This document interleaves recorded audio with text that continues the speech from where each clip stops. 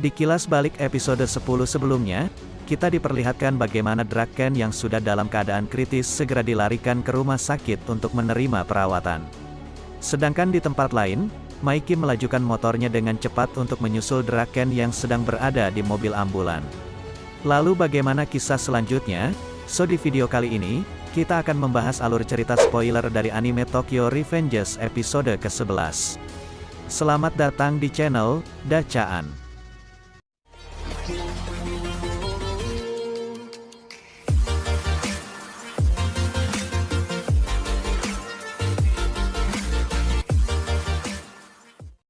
Sebelum mulai, silakan dukung channel Mimin agar bisa berkembang dengan cara klik tombol like, share dan subscribe ya. Sesampainya di rumah sakit, Draken pun langsung dibawa ke ruang operasi karena dia sedang mengalami gagal jantung. Terlihat juga Takemichi, Hina, serta Emma dan teman Takemichi yang lain sedang menunggu Draken di luar ruangan operasi. Dan tak lama setelahnya, Mitsuya dan Peian pun datang ke rumah sakit dan bertemu dengan mereka. Di sini kita bisa melihat tampaknya Peian sudah sadar akan kesalahannya berkat perkataan Maiki sebelumnya, dan memutuskan untuk bergabung kembali dengan geng Toman. Semua orang yang sedang menunggu Draken dengan khawatir langsung meneriaki nama Maiki begitu dia tiba di rumah sakit, tapi Maiki langsung meminta mereka untuk tidak berisik. Maiki terlihat sangat tenang dan mengatakan bahwa Draken tidak mungkin mati, karena dia telah berjanji untuk menguasai negeri ini bersama dengannya, dan semuanya harus percaya kepada Draken. Karena sikap dan kepercayaan Maiki kepada Draken, akhirnya membuat teman-teman yang lain mulai ikut lebih tenang dan berpikir positif kepadanya. Tak berapa lama, dokter akhirnya keluar dari ruang operasi dan mengatakan bahwa operasinya telah berhasil, yang itu berarti Draken telah lolos dari kematian. Semuanya terlihat sangat bahagia setelah mendengar kabar tersebut. Mereka mulai berteriak dan mengusap air matanya. Sedangkan Maiki justru terlihat berjalan pergi ke tempat lain, setelah mendengar kabar tersebut. Setelah itu Mitsuya lalu mulai mengajak mereka semua untuk pergi keluar, di mana anggota Toman yang lain sedang menunggu di sana, dan memberitahu mereka kabar gembira tentang operasi Draken yang berhasil. Melihat ekspresi Peian yang nampak bersalah, Mitsuya kemudian meyakinkan Peian untuk tetap bertemu dengan anggota Toman yang lain meskipun setelah apa yang dia lakukan. Mitsuya juga berkata bahwa Peian tidak perlu khawatir, sebab mereka semua sudah mengetahui bahwa Peian melakukan itu karena dia peduli dengan Pachin. Dia juga bercerita bahwa selama ini Drakenlah orang yang paling memikirkan tentang Pachin, karena setiap hari Draken selalu ikut bersama orang tua Pachin untuk menjenguknya. Meskipun dia tidak bisa menemui Pachin dikarenakan hanya pihak keluarga yang boleh menemui tahanan, namun Draken tetap datang dan setia menunggu di luar di sepanjang waktu. Setelah mendengar penjelasan dari Mitsuya, Peian pun kemudian menangis dan semakin menyesali tindakan yang telah dia lakukan kepada Draken. Sementara itu Takemichi dan lainnya pergi keluar di depan rumah sakit, dan bertemu anggota Toman yang sedang menunggu di sana. Takemichi pun terlihat semakin senang saat menyadari bahwa tanggal 3 Agustus telah berakhir, dan jika Draken bisa bertahan hidup maka itu berarti dia telah berhasil menjalankan misinya. Setelah menyadari bahwa ia tidak melihat keberadaan Maiki di sana, Takemichi lalu langsung bergegas pergi mencarinya. Takemichi ternyata menemukan Maiki yang sedang berdiri sendirian di belakang gedung, dan saat ingin menyapanya, Takemichi menjadi terhenti ketika dia melihat ekspresi Maiki yang menangis lega atas selamatnya nyawa dari Draken. Takemichi pun menjadi sadar bahwa Maiki yang dari tadi terlihat sebagai orang yang paling tenang, ternyata adalah orang yang paling khawatir terhadap keadaan Draken. Tapi meskipun begitu, Maiki berusaha terlihat tegar hanya untuk menyemangati teman-temannya agar mereka tidak terlalu khawatir. Scene lalu berganti 1 minggu setelah tragedi pada pertarungan Toman melawan Mobius yang telah berlalu, dan kita diperlihatkan bagaimana tampilan Takemichi yang akan menjenguk Draken di rumah sakit dengan gaya barunya.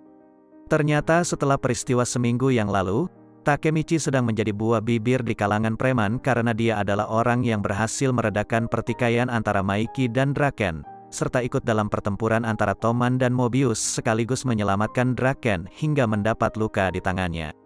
Karena terlalu senang saat orang-orang memperhatikannya dan sambutan dari setiap anggota Toman yang bertemu dengannya, membuat Takemichi berpikir untuk tidak kembali ke masa depan.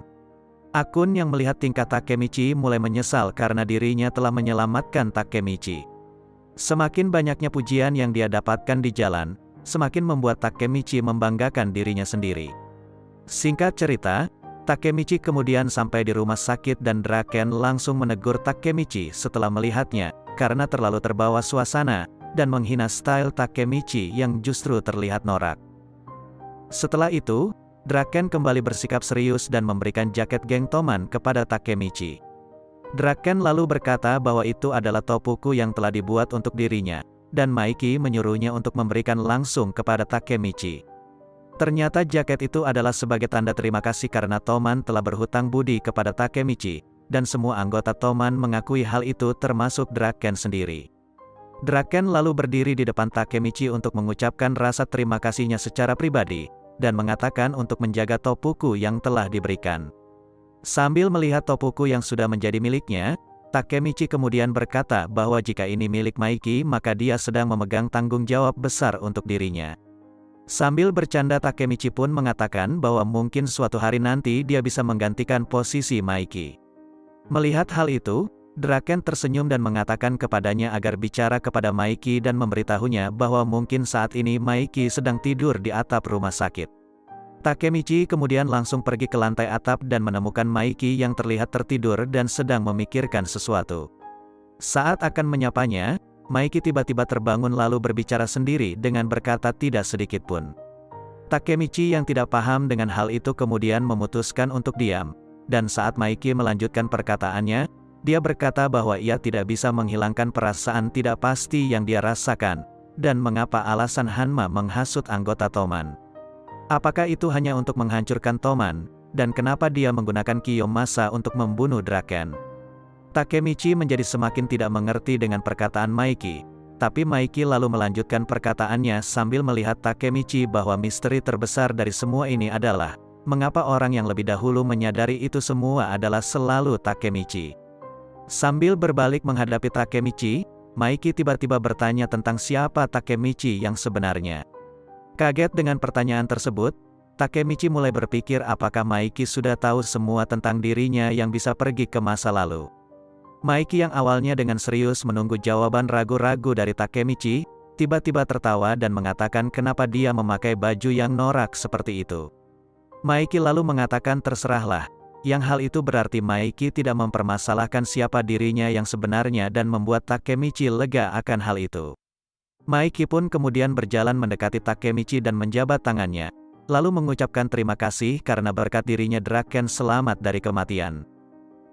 Singkat cerita setelah dari rumah sakit, Takemichi kemudian berniat pergi ke rumah Hina untuk bertemu dengan Naoto kecil dan kembali ke masa depan. Di perjalanannya Takemichi terlihat lega karena telah berhasil menyelesaikan misinya, meskipun dia juga sedikit sedih karena harus kembali ke masa depan. Setelah sampai di rumah Hina, Takemichi lalu bertemu dengan Hina yang membukakan pintu, dan Hina langsung berkata bahwa Takemichi selalu muncul entah dari mana. Takemichi lalu menyapa Hina dan kemudian menanyakan keberadaan Naoto kepadanya. Hina lalu memintanya untuk menunggu sebentar. Selama menunggu Naoto, Takemichi memberi Hina sebuah kalung sebagai hadiah untuknya. Hal itu membuat Hina sangat senang menerima hadiah dari Takemichi, dan dia langsung memakainya serta berjanji akan selalu menjaga kalung tersebut. Setelah Naoto keluar menemui Takemichi dan menanyakan tentang keperluannya, Takemichi pun menjawab bahwa ia hanya ingin bersalaman dengannya. Mendengar hal itu, Naoto merasa sangat bingung karena Takemichi selalu menemuinya hanya untuk bersalaman. Hal itu karena Naoto hanya belum mengetahui bahwa dengan bersalaman dengannya, adalah cara Takemichi untuk kembali ke masa depan. Saat Takemichi mulai bersalaman dengan Naoto, dia lalu menoleh kepada Hina serta berkata, "Hina bahagialah." Dan setelah itu, Takemichi pun kembali ke masa depan. Setelah tiba di masa depan, Takemichi menyadari bahwa dirinya sedang bekerja di pekerjaan lamanya yaitu di sebuah toko persewaan DVD. Saat menyadari dia telah kembali ke pekerjaannya dulu, Takemichi pun menjadi kaget dan sekaligus merasa bingung. Dia justru meragukan apakah benar dirinya bisa pergi ke masa lalu atau hal itu hanyalah sebuah mimpinya. Tapi kemudian Takemichi menjadi yakin bahwa itu bukanlah mimpi, setelah melihat luka tusukan di telapak tangannya yang masih terlihat akibat ulah dari Kiyomasa. Menyadari hal itu, Takemichi langsung berlari keluar dan berusaha untuk menghubungi Naoto yang justru tidak bisa dihubungi. Takemichi yang masih kebingungan dengan apa yang terjadi, justru tanpa sengaja dia melihat akun sahabatnya yang berada di tempat cukur rambut. Melihat akun yang masih hidup dan masih tampak di kondisi yang sama, membuat Takemichi menangis dan langsung menghampirinya. Ternyata akun di masa depan masih tetap hidup dan berhasil bekerja menjadi seorang penata rambut sesuai keinginannya dahulu. Akun pun sangat senang dengan kedatangan Takemichi karena dia akan mulai memotong rambut bulan depan, setelah menjalani masa kerja beberapa bulan. Dia ingin Takemichi menjadi pelanggan pertamanya sekaligus modelnya, karena hal itu sesuai dengan janji mereka di masa lalu. Mendengar perkataan dari akun, Takemichi menjadi semakin menangis karena terharu. Tak lama kemudian, Takemichi menerima telepon dari nomor tidak dikenal yang ternyata adalah Naoto yang mengatakan bahwa Takemichi telah berhasil, dan masa depan telah benar-benar sudah berubah. Naoto lalu mulai mengajak Takemichi untuk menemui kakaknya yaitu Hina.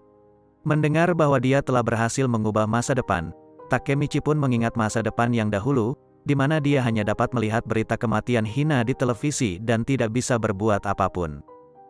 Setelah Takemichi berada di mobil Naoto, Naoto pun mulai menceritakan semuanya kepada Takemichi, bahwa dia telah mencoba mencari berita terkait insiden kakaknya yang mati, namun hal itu tidak pernah terjadi. Naoto juga berkata bahwa dia tidak percaya bahwa ternyata Takemichi berhasil mengubah masa depan. Tak berapa lama mereka lalu sampai di sebuah apartemen tempat Hina tinggal. Takemichi yang penasaran mengenai Hina pun bertanya kepada Naoto, apakah Hina telah banyak berubah.